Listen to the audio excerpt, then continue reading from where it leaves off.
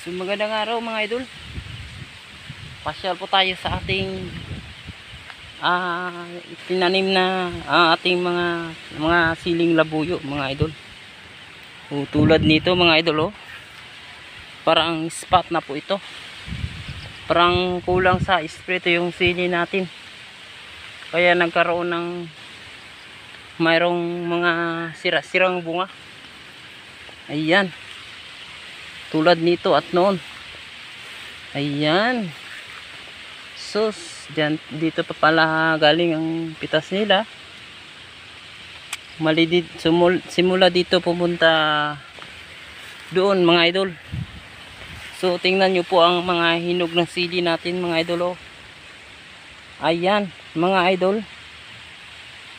So, marami ang ibang portion ng mga hinog mga idol. Yan. Makita naman natin kasi harvested time, Bernice, Friday is harvested time mga idol. So maganda ang ating siling labuyo, ang sobrang kinis mga idol. Makikita natin ayun, makikita natin na nga idol ang ating siling labuyo. So update po tayo sa ating siling labuyo ngayon is wholesaler dito sa amin is 130 ang kilo mga idol sa ngayon ng mga panahon.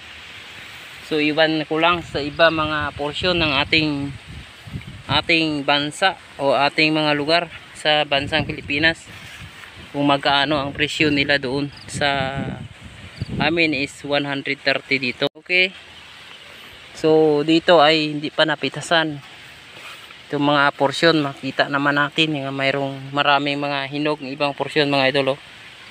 Ayun ang ating siling labuyo. Napaka pula-pula, napaka kinis ng kutis nating sili dahil sa ganda ng ating kimikal na ginagamit mga idol. Tulad ng ditin or ang ginagamit natin kadalasan sa mga sili kapag maliit pa ay yung idol, color white is anthracol. So dito bandang portion is very sigot na o sobrang damo, may damo, maraming damo mga idol. So ito yung kalabasa natin sa kabila.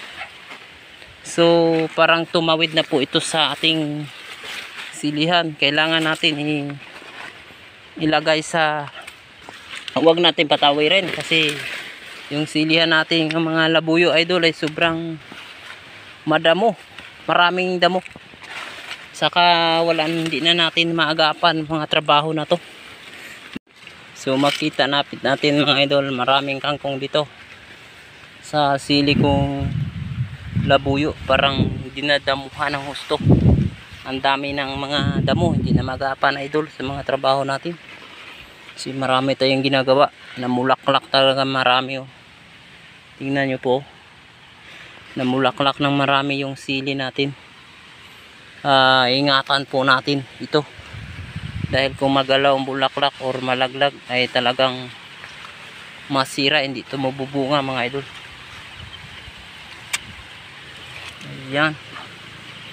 Ayan mga idol, ayan ang daming damo.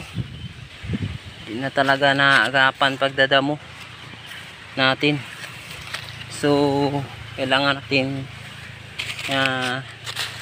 padamuhan ito ng mga tao o yung walang makuha dito mga idol nga magdadamo. Kaya nagkaroon tayo ng sobrang madamo nga laman. So dito tapos na po ito mga harbisan. Sa kabila na lang sa taas banda. So makita rin natin na marami pa rin bunga ng ating siling labuyo or namumulaklak ng marami mga idol. Ayun marami na mga putot na maliit mga idol. Yun, makita natin maraming putot. Sa sunod na linggo siguro magkaroon ito ng kunting bulaklak, kunting hinog dahil sa Dami ng mga bulaklak nila oh. Namumuti sa bulaklak mga idol.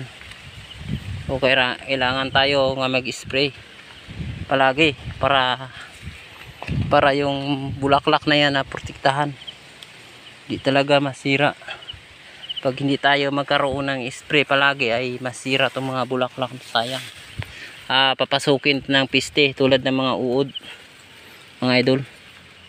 Kasi mahirap yan kapag pasukin tayo ng uod. Yan. Ayan.